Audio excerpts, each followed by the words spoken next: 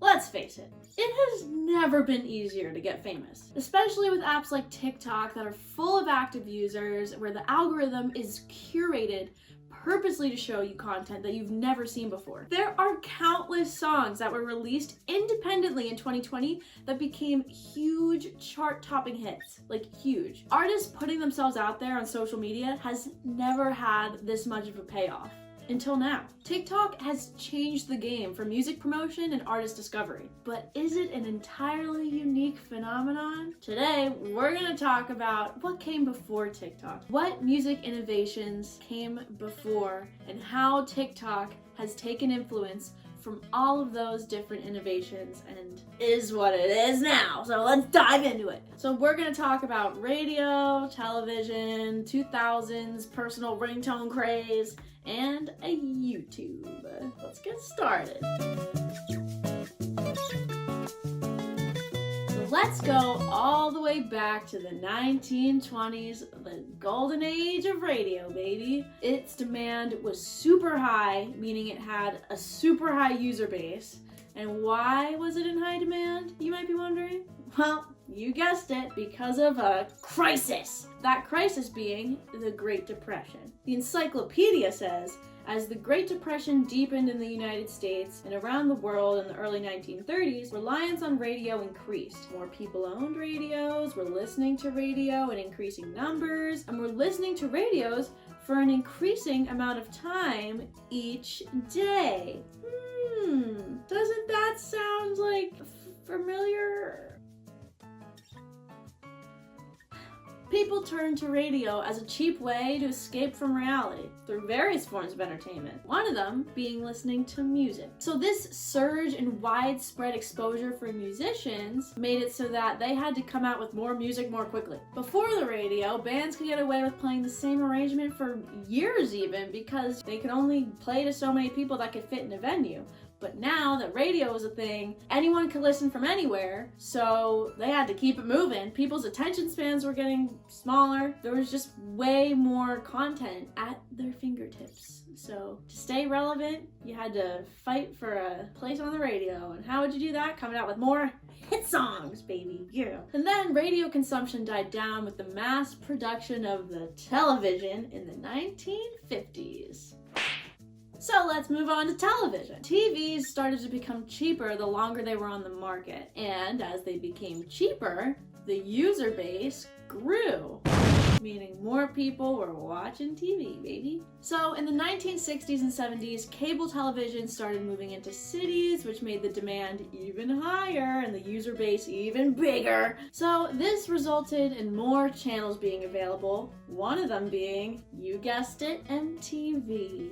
And with MTV, now music wasn't just about how it sounds, but also how it looks. Watching music became the new thing, and artists had to rethink their promotion strategies. They had to make sure that they could come up with memorable visuals to be paired along with their songs. Visuals, songs. Keep that in mind for later. MTV also helped define pop culture in the 80s by making visuals to music, and dancing became more relevant, and certain styles of clothes that would be seen in the music videos and stuff would become a big trend because it was on MTV and it was hip and cool. So now let's fast forward to the early 2000s. So when cell phones were becoming a big thing, there also started to be this feature where you could buy ringtones of your favorite songs. Pretty much any song you wanted had a snippet that was the ringtone version of it that you could buy and make your ringtone. And not only that, you could buy several different ringtones and personalize which ringtone will play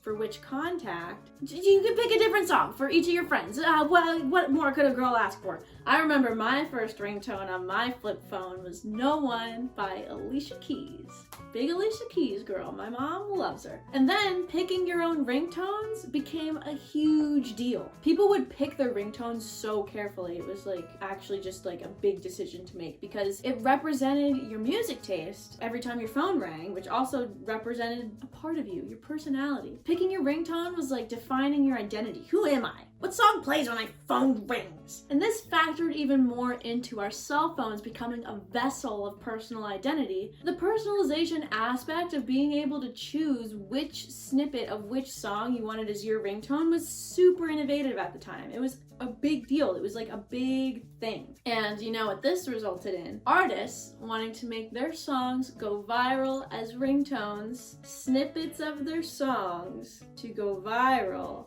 as ringtones. And then not long after that came YouTube, a platform that's allowed anyone to upload their own music and their own music videos. YouTube has helped so many artists get discovered by just uploading their own music. Without YouTube, where would Justin Bieber be? That's how so many big artists have got discovered. Like Rebecca Black's Friday was a huge YouTube meme. Where else would she put that meme if it weren't for YouTube? Facebook? Yeah, right. YouTube has also expanded the reach of people's audiences. Now, anyone from around the world could watch or listen to what you're making and putting out there. I mean, think about how viral Gangnam Style was in 2012. Would we have found that on the radio? Would we have found that on MTV? I don't know. Maybe not.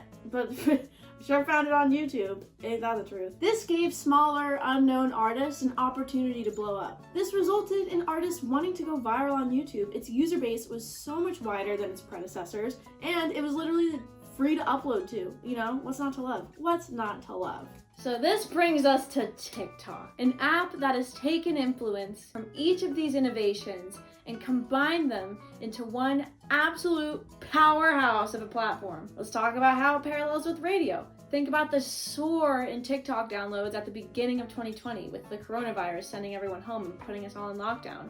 It was a way to escape reality, an inexpensive way to escape this cruel world. And what happened with radio? Why did the user base grow so much with radio? Great Depression, way to escape reality. Musicians have a more rapid turnover rate of songs now because they have to keep up with people's changing tastes and shortening attention spans. Both apply to TikTok and radio. Think about it. Artists today constantly have to fight for For You page presence because the user base and the content creators, like the number of content creators, is just growing and growing. And the more content creators there are, the more competition. So you gotta keep yourself relevant. How do you do that? You keep making freaking bangers. Happens with radio too, but on TikTok, it's taking that and putting it in a much larger scale. Yay! How TikTok parallels with MTV. Well, main thing, it emphasizes the importance of having a memorable visual paired with your music. Think about how songs have trended on TikTok. Not only the dance videos, but think about something like M to the Beat. Bella Porch's bobbing head video. Memorable visual. Everyone did it. All she did was bob her head, and that song gained so much traction. Another example of the memorable visual thing coming into play is the Jack Stauber trend with Oklahoma and the Ghosts. That was like the thing. It was like, oh, that's the song that people did the Ghost videos to. So many people found that song through TikTok. I mean, I'd listened to Jack Stauber before TikTok, but actually, no, I didn't. There you have it, people. TikTok has made so many people rethink their marketing strategies. It's even made people rethink the content within the song so that people will make memorable visuals to their song. Look at when has Drake ever told people not only just to dance, but in specific instructions on the dance to do to his song? It's literally like he went, oh, okay, TikTok is big now. I'm gonna cut out the middleman, tell people in the song itself exactly what to do to my song in their videos, and they'll market it for me, baby. Drake smashed the plan. Would he have made that song if it weren't for TikTok? I don't think so. At the end of the day, artists want to make it easy for people to make memorable visuals to their songs. TikTok is also playing a huge part in defining pop culture, similarly to how MTV did in the 80s. One girl literally posted a video of her roller skating down a hill, and it's a fire video, but within days, roller skates were sold out everywhere. Isn't that nuts? It parallels with the ringtone craze. Not only the personalization aspect of TikTok parallels with the ringtone craze, but what parallels even more is the fact that artists now are trying to make snippets of their song go viral. Only this time, it's not through ringtones, it's through social media. Some artists now are focusing on getting short, bite-sized snippets of their song to catch on and go viral so that the people will go listen to the whole damn thing. It parallels with YouTube. TikTok's ability to give smaller artists a platform, exposure, is very reminiscent of YouTube's accessibility. The algorithm is meant to show you things from people you don't follow. I think TikTok is definitely better at giving smaller creators exposure than YouTube is now. I think it's a lot harder to gain a following on YouTube now than it is on TikTok, hands down. Which is interesting because YouTube favors longer content, so you would think, oh, okay, like, yeah, I'm gonna commit to making this 10-minute video, but at least it'll pay off, right?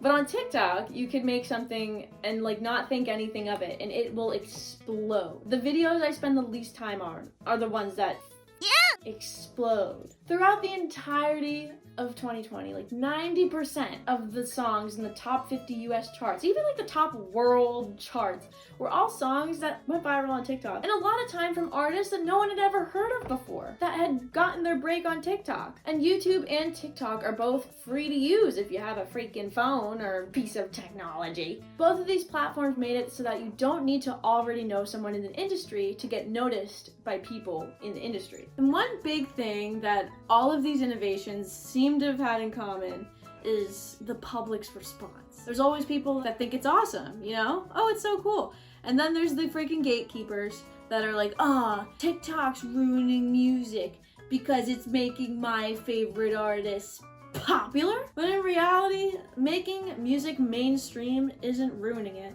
First of all, if you're so against this platform and this platform is overplaying the song, why are you on the platform? Just delete TikTok. Delete it if you hate it so much. When in reality, artists would love to be able to make money and like live, you know? Don't you want them to like be successful if you love them so much? I just thought it was cool how TikTok has combined elements of radio and MTV and personalized ringtones and YouTube, like literally elements from all of these massive innovations and things that have helped shape the music industry.